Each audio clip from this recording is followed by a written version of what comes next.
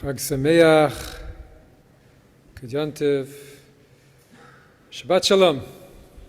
Shabbat Shalom.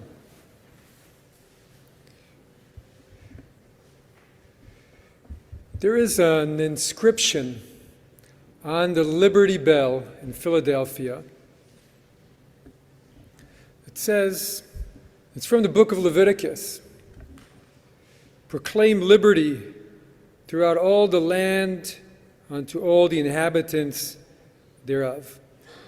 So the bell was cast in 1753, and it was first in use in the Pennsylvania State House, which became Independence Hall.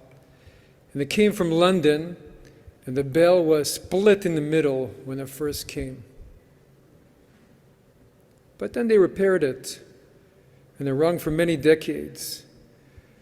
And there was a verse, proclaim liberty throughout the land and to all the inhabitants thereof, that was meant to match the spirit of liberty, the spirit of freedom, the love of freedom that was part of this nation's independence. And so Benjamin Franklin, among many others, wrote about hearing the bell ring to call them to the hall. He wrote, I am going among the grave ones and talk politics. And so it hung over the early deliberations of this nation. But then its inscription and its place were forgotten for long decades. Until the abolitionists, who were connecting to the theme in the Torah that it was coming from. What was the liberty for? And the Torah was liberty on the occasion of the Jubilee year. It was liberty for all of those who were indentured slaves or servants. And so the abolitionists seized on this image of the bell ringing and how powerful it was to proclaim an end to slavery. And that once again the bell should ring as it did 3,500 years ago as the Torah proclaims the freedom of slaves. And so in 1839, the poet H.R.H. Moore wrote this beautiful poem. Ring loud that hallowed bell, ring it long, through the wide world let it tell, the freedom is strong, that the whole world shall be free, the mighty crowd, that the proud shall bend the knee, the haughty proud. Ring it deep, its tones are sacred to the slave, in freedom's sleep. Ring it till its startling tones thrill young and old, till despots tremble on their thrones and their blood run cold. Ring it till the slave be free, wherever chained, till universal liberty for aye be gained. Ring it till the young arise, to freedom's fight, spring gladly toward the kindling skies, all clothed in light. Ring it till the bonds of sect be torn away, till every man as God's elect kneel down to pray. Ring it till the world have heard and felt at length, till every living soul be stirred and clothed with strength. And so that bell, symbol of our country, should ring for freedom for the slave and against evil, the evil of tyrants, the evil within man that leads them to curtail the freedom of another human being. And so the nation soon after went to war for the abolition of slavery. And at the end of all that, when Abraham Lincoln was laid to rest at Independence Hall and 100,000 came to pay their respect and thousands more were outside hoping to get in, he was directly under that bell. And the bell stayed a symbol of freedom in the early state, even worldwide. They say that in the early years of the 20th century, it was taken on a trip from San Francisco all the way back to Philadelphia, and 1 in 4 Americans greeted it on the road. And the bell was especially claimed at the beginning of the 20th century by the women's right to vote movement, the suffragette movement. And they even recast a replica of the bell. They made the same bell, a 2,000-pound bell, and they called it the Justice Bell. And again, they inscribed that verse, proclaim liberty throughout all the land unto all the inhabitants thereof. And the justice bell was also driven across the whole nation. Few people know about it, but it was one of the icons of that time. And again, hundreds of thousands, millions of people came out to see it wherever it went and made front page news and got people together for that deeper ideal of liberty. The women also should be given equality to vote. So Catherine Ruschenberger, who was a women's rights activist who cast the replica of the bell, she said she would herself not sound the bell until women were silenced no more.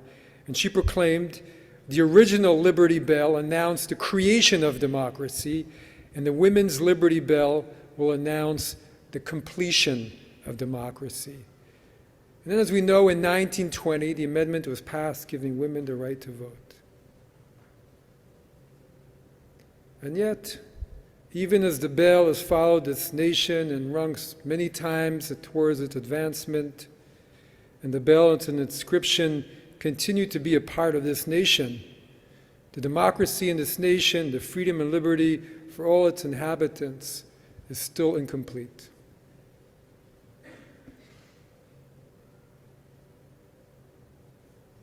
We're always coming closer, but there's still so many steps to take. So what was the context of this inscription in the Torah, this inscription that made it onto one of the most powerful symbols of this country, Leviticus 25:9, is the verse before. Then you shall sound the shofar loud in the 7th month, on the 10th day of the month, the Day of Atonement, and you shall have the shofar sounded throughout the land, and you shall hallow the 50th year, and you shall proclaim liberty or release throughout all the land for all its inhabitants thereof. And it shall be a jubilee for you. Each of you shall return to your holding, and each of you shall return to your family. Right? It shall be this jubilee year of freedom. And it was not a bell, it was a shofar. And in the Torah, this incredible vision of 3,500 years ago of what this Jubilee year was going to be about. And that's every 50 years in the month of Tishrei, on the 10th month, right, the 10th month of 10th day of the month, Yom Kippur, they sounded the shofar throughout all the land, resounding and proclaiming liberty for all the inhabitants. And on that Jubilee year, all the ancestral lands were redeemed and returned to their owners. And all indentured slaves and servants were released. Even the ones who had chosen, as the Torah actually makes provision for every 7 years, if they wanted to stay with their masters, they were allowed to. But on this year, everybody was released. And agriculture stopped completely. I'm not sure how this worked, but it was a time so everyone could spend a year sanctifying and doing, refocusing themselves. And those who had less were allowed to go onto the fields and still had the produce from the previous year and take some of that produce. And all the debts were forgiven, imagine. So when you heard that sound of the shofar, it really was the sound of shofar, of freedom, of ultimate freedom. Yes, it was a sound for the slaves and for the disadvantaged, the poor, but it was also the sound of freedom for everyone, for everyday people who just had that 1 year in their lives to live a little bit differently, spiritual freedom. And actually, even the English word jubilee, which we use, right, often the jubilee year, jubilee comes from the Greek, comes from the Latin, which comes from the Greek, all the way to the ancient Hebrew yovel. And what does yovel mean? A yovel means a ram's horn, right? The most sacred and traditional kind of shofar. Jubilee is a shofar. And so, we no longer observe the Jubilee year. As a Jewish people, we're long out of our land. Long time since we've been able to do that, the ram's horn. We haven't for a long time. But it's actually the reason that shofar that was once every 50 years is the reason we still sound the shofar at the end of Yom Kippur. Not, yay, the fast is over, but to remember freedom. And the purpose of this whole period is to fight for that freedom.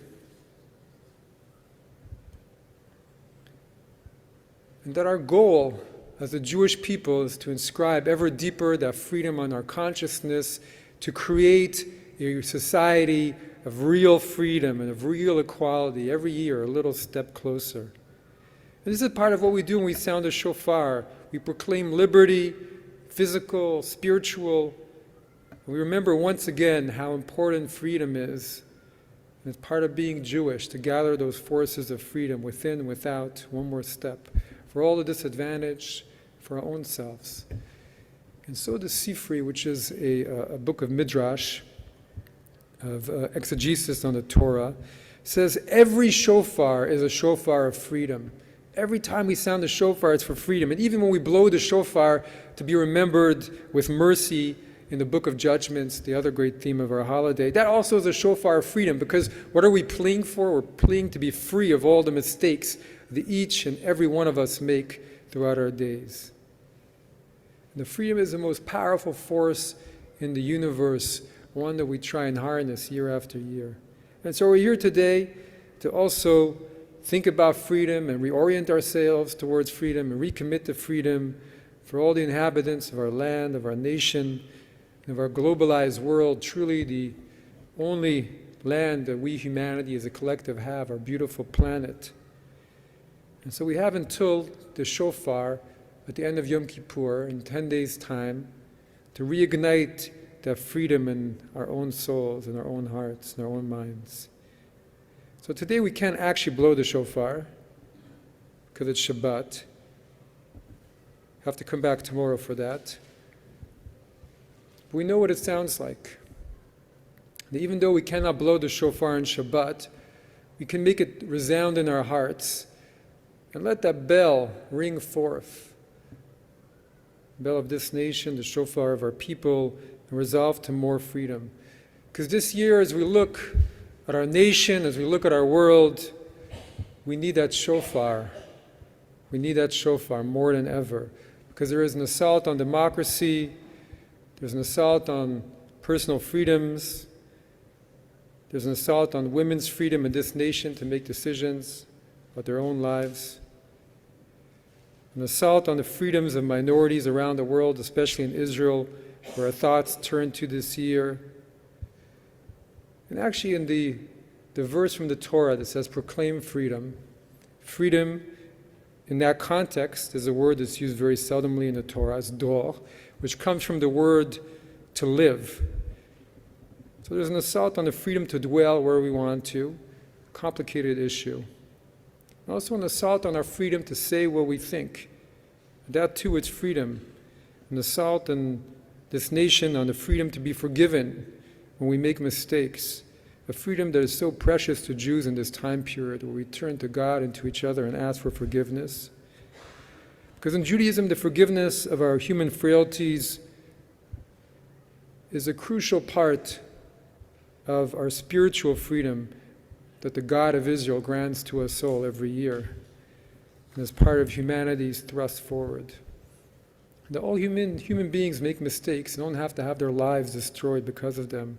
And the recognition that mistakes are just part of the human condition. That's why we're here during the holidays. Everyone errs. So we also sound the shofar and we ring the bell of our personal freedom, freedom from all the spiritual debts that each one of us has accumulated throughout the year, and our freedom to be able to walk with our head held high after Yom Kippur, cleansed of all of our mistakes and impurities from the year.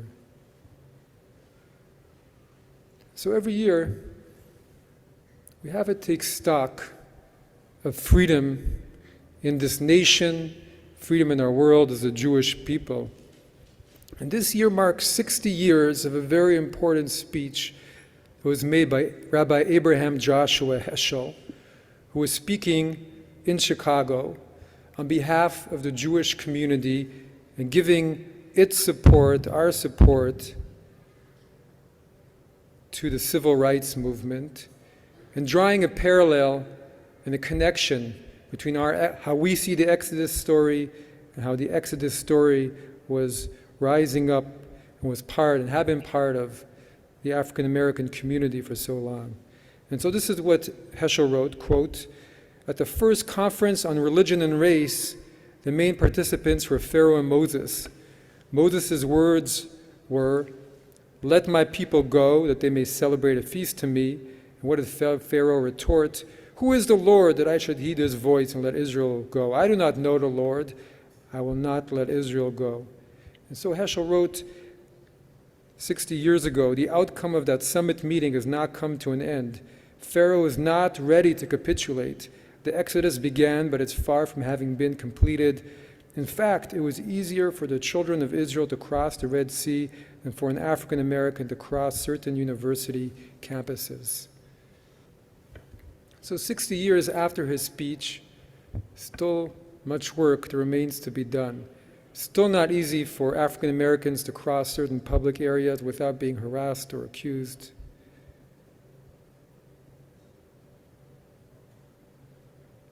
A study recently came out in 2022, I believe, or 21, that only 28% of black men get undergraduate degrees versus 40% for white men, only 4% master's degrees versus 8% for black men, and they face twice the risk of intergenerational poverty, and black men in prisons are overrepresented by a factor of 5.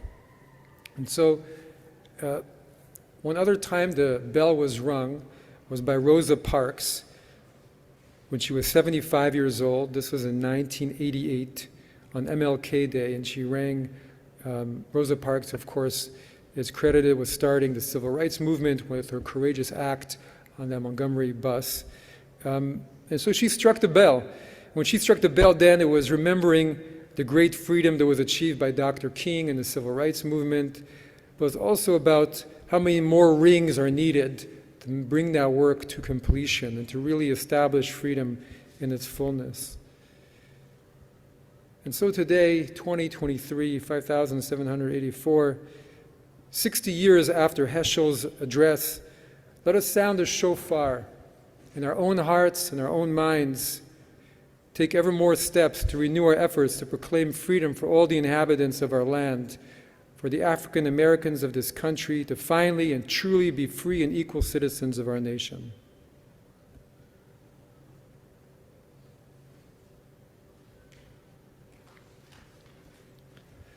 So, one of the biggest markers of freedom for Jews over the past 2,000 years have been to be able to finally return to our land, to the land of Israel.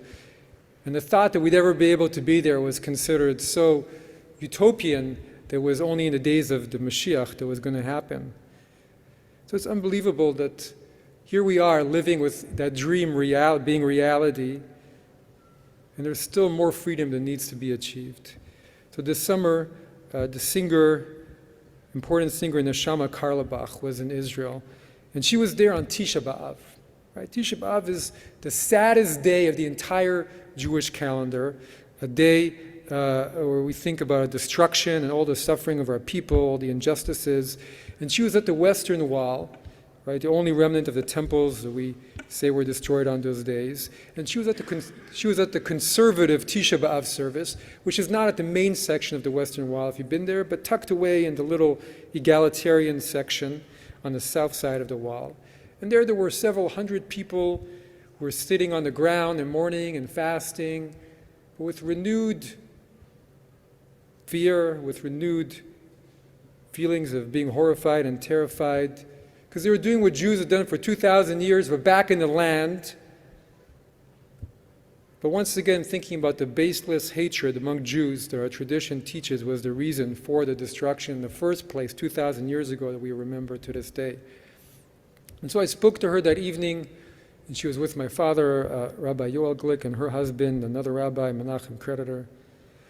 And they were sharing. It was particularly moving to be at the Western Wall that evening, in the egalitarian plaza particularly. And part of it was because, if you've ever been there, you can actually see huge boulders on the ground, which are the fallen stones that 2,000 years ago the Romans pushed off when they were destroying the temple. And so it makes it very tangible to see why the temple was how the temple was destroyed, and all that is left of the temple that we consider to be a place where God's presence was able to be especially concentrated, and a house for ultimate goodness, symbol of our religion. And to make it clear, to remind us of the extremism and the infighting and the madness back then that led us to precipitate the Romans destroying all of it. My father said to me that evening that he usually goes to the main section of the wall, but that evening he went to the other section because he just couldn't look at some of the ultra-Orthodox worshippers weeping because of the baseless hatred that destroyed our temple, while at the same time pushing for the neutering of the power of the High Court, the only bulwark to Israeli democracy from the power of any ruling coalition, because they wanted to push for their exemption from the army, from the draft, the only citizens, Jewish citizens of Israel, to have that in Israel, and had no thought of the court's importance in safeguarding the equality for all of Israel's citizens and inhabitants. And the dichotomy between praying and weeping over the temple and what their actions were was just too incredulous. How terrifying it's been this last year to see all of that happen, and to see the divisions and the cracks deep in our miraculous return to the land. One part of the nation so fearful that it's going in the wrong direction, that they're going into the streets and just fearful that they're losing all the founding values upon which a state was created and embedded in the Declaration of Independence. And the other part of the country angry that they feeling they won and are being prevented from ruling as they intended. And 9 days before that, right, 9 days before Tisha B'Av, on Rosh Chodesh Av, the new month of Av, Neshama had been at the main wall with a group that's been advocating for decades to allow women to sing and to read Torah at the wall, the holiest site for all Jews. But after smuggling in a Torah, something that they have to do every year, every month, it was the same as all other months for daring to allow women to sing and chant. And she led the service as hundreds were throwing chairs and insulting and spitting. And she shared that people were saying this time, Amalek, disappear, Amalek, disappear. Right? What's Amalek? Amalek is a nation that God commanded us to completely eradicate because of their pure evil, the nation of Haman from the Purim story. And so hundreds were pushing and shoving while they were trying to have their service. And an elderly man kind of fell out of the protective circle and was almost overcome before a French student at the conservative yeshiva pulled him back in. And my cousin continued to lead despite all the noise, even as the assailants were singing her own father's melodies to try and drown her out. One of the powers of freedom and the power of the shofar is that the shofar keeps getting louder and louder and louder. It can make a whole house shake. We have to believe that when we keep fighting, then that shofar will rally us if we do our part to bang down the doors of injustice. Cannot let our freedom of worship from being curtailed in the world's only Jewish state. And all of those protests in Israel have been kept getting louder and louder from what I've heard from those who are there. And 39, 40 weeks, week after week after week, 5% of the entire population taking time off from their regular lives, sometimes during the week from their work, to come. And the speeches I've heard have only become more powerful, more impassioned, more moving, coming from every segment of Israeli society, getting more organized, because they want to sound the shofar of freedom for all the inhabitants of the land. And so let us take a minute to think and pray for the shofar of freedom this year, also for Israel, for all of Israel's minorities, for freedom of Jewish worship at the Kotel, the Wall, freedom for all of Judaism's denominations, and that the shofar of unity, the shofar of democracy in Israel should resound loud and clear across the land.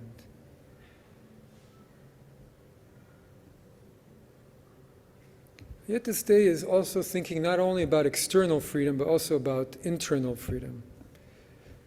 And there is a Hasidic story, the one year Rabbi Levi Yitzchak of Berditchev was praying, leading the services himself before the Ark on Rosh Hashanah, and all the community was there with him as he's praying, and he got to the words, all who sit in judgment of you, and everybody who was with him and thinking about it. And he considered you who see into the hearts of all, and they were with him.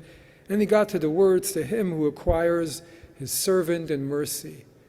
And suddenly he froze, and his eyes shut, and the prayer died on his lips, and his talit fell from his shoulders. And everybody in the community was, oy vey, is this a bad sign for all of our judgment and for the judgment of all of Israel? So a few minutes passed, everybody in terror, and finally a huge smile broke out on his lips, and he continued. And so after the services, there was a festive meal, and one of the people at the meal approached him and said, well, what happened over there during the service?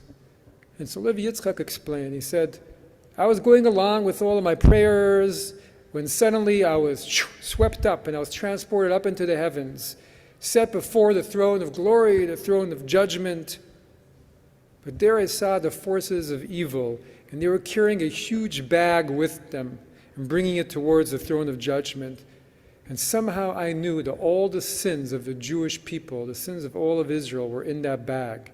Evil speech, gossip, hatred without reason, infighting.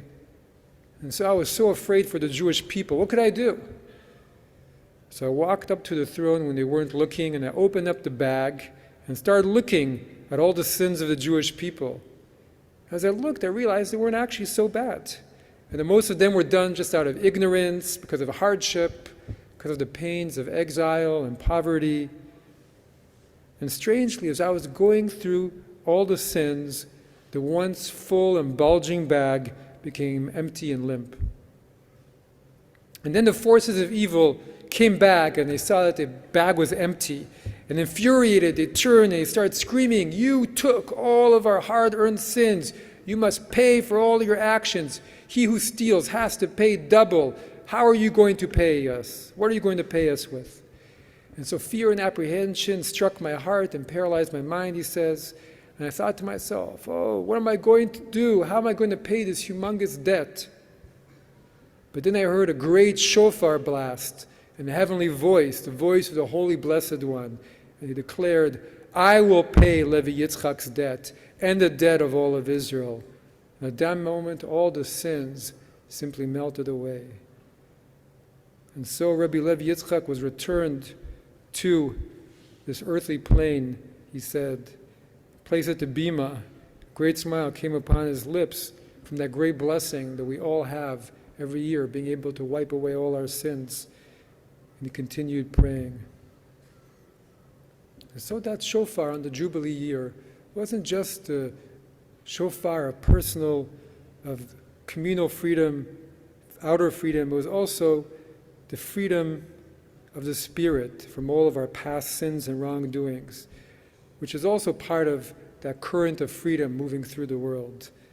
And so every year on Rosh Hashanah, we want to be free of all the spiritual debts that we carry throughout the year as a result of all of our mistakes, all the times our actions came up short with the people we love, all the times we went down the wrong path instead of the other path, even though we knew it was there. We hope to be free of all those promises that we made to people we weren't able to keep, and all those promises we made to ourselves. We hope to be free of another layer of the bond that binds all of us away from living the way we truly want to live with all of our hearts and the kind of person we wish to be. And we hope to be gifted that freedom every year, a little bit more, to be able to repent from those sins, even the ones we did intentionally, and to be able to start with a clean slate. And we really hope that the universal consciousness, the sovereign of the universe, source of all life, will come into our hearts and proclaim with the shofar that all of our sins are forgiven and wipe away the imperfections, the debts, and give us that spiritual freedom that we all crave. And while we know that that process can feel austere from our prayer books, beating our chest, pleading for mercy, we also know it's a powerful and joyful process because we're really just coming home, a journey of return. So let us also take a moment to sound that shofar of spiritual freedom, of joy within our own being, to be free of all the blockages that take us away from living in the light, to be able to be vessels for the cosmic freedom, to be able to see all of our sins melt away. And if we are able to be gifted, with that kind of freedom every year and believe in that through our own work, through the universe's grace, it also means we have to redouble our efforts to bring the other kind of freedom into the world around us. And so that bell I was talking about earlier, not the liberty bell, but the justice bell for women's rights, really a forgotten chapter of history that bell ever existed. And they say that great icon, right, front page news, ended up in a little chapel somewhere in Washington. Nobody knew it was there. There was actually a bookstore right underneath. And I heard a story of someone who went into the bookstore and said, it was a bookstore specializing in the history of this nation. He said, well, have you ever heard of the Justice Bell? I said, no, I never heard of the Justice Bell. And, well, what do you make of that 2,000-pound bell just up there? I said, what 2,000-pound bell? Nobody knew its story, right? Freedom is elusive. Freedom is elusive, and the battle's quickly forgotten. But at the same time, we can also take solace. Even as the battles are forgotten, many of the wars are won. And year after year, we come a little bit closer to achieving that vision of freedom that's spoken of in the Torah, that's spoken of in our prophets. A freedom that we win if we can hold on to optimism, and if we can think of all the places that we each can, in our lives, our day-to-day lives, make a little bit of a difference to bring that freedom to other people and knowing it. To ring the bell, to blow the shofar throughout this land, throughout the world for that freedom. And that's why we keep sounding the shofar every year, because the battles are forgotten. But we have to remember, we have to keep at the task. Right? The shofar, the descendant of the Liberty Bell. And we have to keep proclaiming it every single year, because there is no shofar but the shofar of freedom, for the liberty of all the inhabitants of the land, all who dwell thereof. And to remind us every year, it doesn't happen by itself. We have to rally the forces of freedom in our lives to transform our society and the world, because freedom is so precious. To remind us that the more we embody freedom, every one of us, and carry it in all the little ways through our lives. And I end with one last story of once belonging to a sports club, and I walked in by accident when the head of the sports club was talking on the phone to a lawyer of the city where we're living, and he was on the phone. I could see there was something horrible happening, and he said to me, we're going to lose it. We're going to lose the sports club because the city's taking back possession. Our lease is ending. It's the end of it. And I said, well, we got to do something about it. We got to rally the troops. We have to send letters, and we have to do. He said, that's what you Jewish people do. We're just going to go to the other club. We have to keep fighting for that freedom, for that vision of infinite freedom that is just the freedom of the timeless, boundless, eternal one we call God. Chag Sameach, Good Yantiv, Shabbat Shalom.